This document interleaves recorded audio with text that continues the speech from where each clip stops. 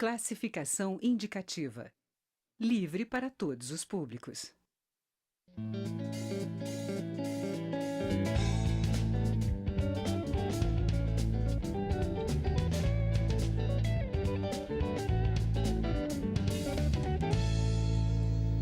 Olá! Doenças raras são aquelas que afetam até 65 pessoas em cada 100 mil indivíduos. Este é o conceito utilizado pela Organização Mundial de Saúde, a OMS. Existem de 6 a 8 mil tipos de doenças raras e elas não têm cura. Muitas são degenerativas e 30% dos pacientes morrem antes dos 5 anos de idade. O Dia Mundial das Doenças Raras acontece em 29 de fevereiro, um dia raro. Para conversar sobre o panorama de tratamento dessas doenças, especialmente aqui no Brasil, eu converso com o deputado Marcelo Aro, do PP de Minas Gerais. O deputado é muito envolvido com a defesa das pessoas com doenças raras. Eu sou Mariana Monteiro e este é o Palavra Aberta, um programa da TV e da Rádio Câmara. Olá, deputado. Olá, um prazer estar aqui no programa participando, Mariana. Prazer Obrigado pelo convite. recebê-lo. Então, dia 29, justamente porque é um dia raro, né? É Mas isso. aí, quando não tem dia 29, se comemora no dia 28. Isso, Né? o dia foi escolhido de propósito, né? Propositalmente, não só no Brasil, em vários países do mundo se comemora no dia 29 de fevereiro, porque né, só tem o dia 29 de fevereiro no ano bissexto. Então, por ser um dia raro. E, obviamente, o ano que não tem o dia 29, nós comemoramos no dia 28 de fevereiro. Certo. Geralmente, as doenças raras são crônicas, progressivas, incapacitantes, né, deputado? Muitas delas não possuem cura.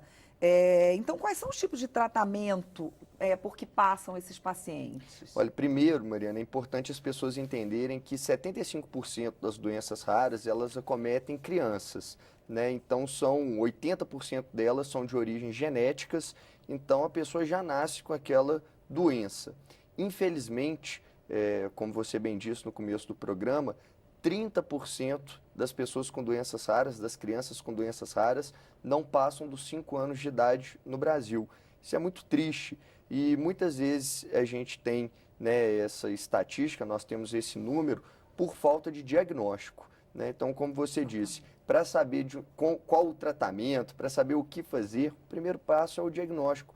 Mas, infelizmente, a maioria das pessoas com doenças raras não tem diagnóstico, não são diagnosticadas, pelo menos no momento que deveriam ser diagnosticadas. Os diagnósticos são tardios, né, quando Muitos deles até com 40 anos, só se descobre após os 40 anos, né? Infelizmente, no Brasil a realidade é ainda mais triste. No resto do mundo, ela também não é boa, mas no Brasil ela é pior, né? Porque, infelizmente, nós não divulgamos muito a questão das doenças raras. Os médicos, infelizmente, não conhecem, né? Nós temos pouquíssimos lugares onde é feito o exame correto para diagnosticar a doença daquela criança e, infelizmente, sem diagnóstico, o resto todo está comprometido, né? Como que você vai ter um tratamento, um remédio, se você não sabe nem a doença que você tem? Então, realmente elas complicado. Sendo raras e tantas, é mais difícil ainda fazer o diagnóstico do que uma doença comum. Muito difícil. Olha, eu com a minha filha, né, eu tenho uma filha com doença rara, eu fiquei sabendo que ela tinha a doença Cornélia de Lange, que é a doença dela, no 16º dia. E olha que nós estávamos num hospital muito bom, né, e o médico que me deu a notícia, em seguida eu perguntei para ele o que era essa doença, ele falou, não sei, não faço a mínima ideia, só sei que é isso. E como foi que ele fez o diagnóstico? Pois é, tem exames para isso, né? No caso da minha filha, ele foi na literatura, foi estudando e, enfim, viu que era compatível, né, o caso dela com a Cornélia de Lange. Depois nós fizemos um exame mais específico ainda nos Estados Unidos para confirmar. Mas você tem, né, essa é uma área do geneticista, para ele poder falar para você qual a doença. Só que nós temos pouquíssimos geneticistas no Brasil, né? São pouquíssimos. Então, você achar um geneticista já é uma tarefa muito difícil. Eu acho que a maioria dos geneticistas que existem estão ligados àquela questão da reprodução assistida, né? E eles ficam ali. Com doença rara é tudo mais complicado. E são poucos. Então, geralmente, eles só atendem consultas particulares, é muito difícil você ter um geneticista no serviço público, quando tem, ele é muito demandado, então a agenda né? É difícil de conseguir horário, enfim, são vários desafios. Mas por isso que a gente fala tanto de doença rara, porque a partir da hora que a sociedade se conscientizar que nós temos que conviver com isso e que ela representa uma parcela importante da população, com certeza vai despertar o interesse das pessoas. Com certeza virão mais geneticistas e mais. Nós poderíamos investir em pesquisa, né? E só investindo em pesquisa que nós vamos conseguir não só dar o tratamento, mas também dar o diagnóstico no momento correto. Essa era uma das minhas perguntas, a questão das pesquisas. Como é que estão as pesquisas hoje no Brasil e hoje no mundo em relação às doenças raras? Mariana, o Brasil está, para variar, muito atrasado no quesito pesquisa. Não se investe em pesquisa no Brasil. E é impossível a gente falar de melhoria na qualidade de vida das pessoas com doenças raras sem falar em investimento em pesquisa. Porque é exatamente esses investimentos que vão dar um tratamento adequado, um remédio adequado. E não se investe no Brasil. Para que você tenha uma ideia, eu sempre faço paralelo com a doença da minha filha, porque é aquela que eu tenho, né, um contato diário e conheço mais, mas nós precisávamos, cada doença rara precisa de um protocolo clínico, que é, em outras palavras, para o leigo, é como se fosse um manual, né, daquela doença, o que fazer. Aí você tem um protocolo clínico. Das 8.000 doenças raras que já estão catalogadas na Organização Mundial de Saúde, no Brasil nós só temos 6 doenças com o protocolo clínico. A doença da minha filha não tem. E para eu conseguir o protocolo clínico no Brasil, eu não consegui. Eu tive que mandar exames para o Japão, uma parceria lá com o governo do Japão, para que nós mandássemos mais de 2.000 coletas de sangue de pacientes com a Cornélio de Lange, para que eles fizessem um estudo e, junto com a parceria de uma faculdade aqui no Brasil, fizessem, então, o protocolo clínico da doença Cornélia de Lange. Então, os Estados Unidos também não tinham esse protocolo não, clínico? Não, tem, mas no Brasil não. É porque cada país tem que ter o seu protocolo. Sim. Porque a Anvisa doença deve ter que controlar. E a doença também ela pode ter suas especificidades naquele país ali e suas variáveis naquele país. Então, o Brasil hoje só tem 6 protocolos clínicos de doenças raras. Deputado, eu vi no site do Ministério da Saúde que esses pacientes seriam, quer dizer, são, segundo está escrito lá, atendidos pelo SUS.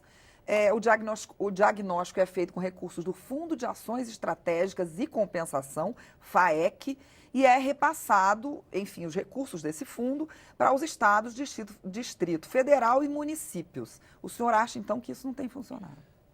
Não é que não tem funcionado, mas não tem surtido o resultado que precisa, né, surtir, o resultado que nós esperamos. Especificamente. Mas não tem. Na realidade, quando a gente depara com a situação de doença rara, a gente vai para o interior do estado, eu que sou de Minas Gerais, viajo o estado inteiro e você chega lá, uma criança pobre, que não tem condições, lá no hospital da cidade, no posto de saúde da cidade. Ninguém nem sabe o que é esse diagnóstico, como é que faz esse diagnóstico, o médico não entende sobre doença rara e a criança vai crescendo sem saber a doença que ela tem, né? Então não é uma realidade, não é uma realidade do povo brasileiro o acesso a esse diagnóstico no momento que deve ser feito. Quando há o diagnóstico, bom, vamos falar então do caso da sua filha que o senhor conhece mais.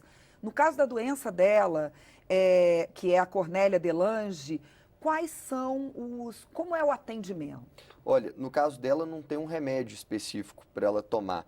Então, são tratamentos paliativos, né, na área de fisioterapia ocupacional, enfim, em diversas áreas que caminham junto com a medicina, né? Minha filha, por exemplo, ela tem hoje 6 anos de idade, ela não anda, ela não fala, para escutar, a gente teve que colocar um aparelho no ouvido dela. Enfim, ela tem retardo mental, então é uma doença muito complicada, e não tem medicamento específico. Mas a gente, por exemplo, sabe que aqui no Brasil e na literatura da América Latina fala que as crianças com Cornélia de Lange dificilmente passam dos 5 anos de idade. Por quê? Primeiro, por causa do diagnóstico. Ela já está com 6. Mas por quê? Porque a gente deu um tratamento adequado. Então, os 3 maiores fatores que levam à morte da criança com Cornélia de Lange é convulsão, problema no coração, problema no coração e uma outra causa que leva à morte. Bom, coração da Maria, nós fizemos todos os exames, está sob controle. E convulsão, nós fizemos um tratamento específico com um neurologista para que ela não tenha convulsão, para não levar ao óbito. Desculpe, e a terceira é aspirar líquido. né, que é os momentos ali que ela tem muito refluxo, né, a criança com Cornélia de Lange tem muito refluxo e ela aspira líquido. Então também nós fomos num gastrointestinal para que diminua os refluxos dela. Então a gente conseguiu, nas 3 maiores causas de morte, a gente conseguiu suprir, não com remédio específico para Cornélia de Lange, mas com tratamentos já convencionais, tanto na área da neurologia, né, do neuro que atende ela, quanto na área gastrointestinal. Certo, ou seja, os pais é que tem que fazer a pesquisa. São heróis, os pais são heróis. Ir. E, Mariana, uma curiosidade, que 80% das crianças com doenças raras, que tem das famílias, né, que acontecem de ter uma criança com doença rara, 80% são criados somente com a mãe. Os pais geralmente deixam a casa, abandonam a casa. Só 20% dos pais que aguentam o rojão junto com a mãe. Então, geralmente, são filhos de mães solteiras. Então, são heroínas essas mulheres. Você imagina cuidar de uma criança com doença rara, sem informação, sem tratamento, muitas vezes sem diagnóstico, sem o marido, sem condição financeira. É muito difícil mesmo. Deputado, vamos falar da Associação de Proteção e Apoio, a Associação de Proteção Maria, né? De apoio aos raros que o senhor e sua esposa criaram? Sim, nós criamos agora recentemente, né, essa associação, a Ampara, que é uma associação que ela tem como finalidade, como objetivo, cuidar das pessoas com doenças raras. Então é aquele primeiro contato, né? Você teve um filho, viu que ele tem uma doença rara, foi diagnosticado ou não sabe o diagnóstico, o que você faz? Entra em contato com a nossa associação, entra em contato com a Ampara. E ali nós vamos acolher... Do Brasil inteiro? Ela fica em Minas Gerais, mas, enfim, estamos abertos a todos que precisarem.